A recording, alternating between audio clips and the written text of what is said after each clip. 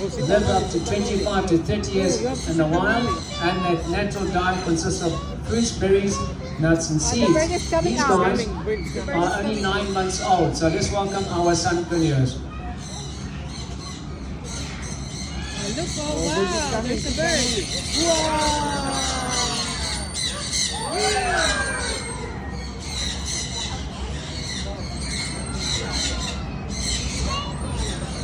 Alright.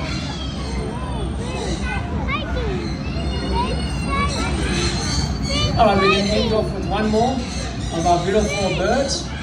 The The birds next are bird you hiding. can see is the green-winged macaw. He's one of the larger macaw species. It also comes from South America, and they can live up to 60 years in the wild. The natural diet consists of fruit, seeds, berries, and nuts. These birds are also pretty endangered now, or getting that way. And this guy is just over 1 year old. Just over 1 year old. And he's in training now. And hopefully next week we'll start doing presentations also and flying around. So this is a green-winged macaw. Thank you. bird The is main that? presentation will proceed in the next few minutes. Thank you. What bird was that, baby?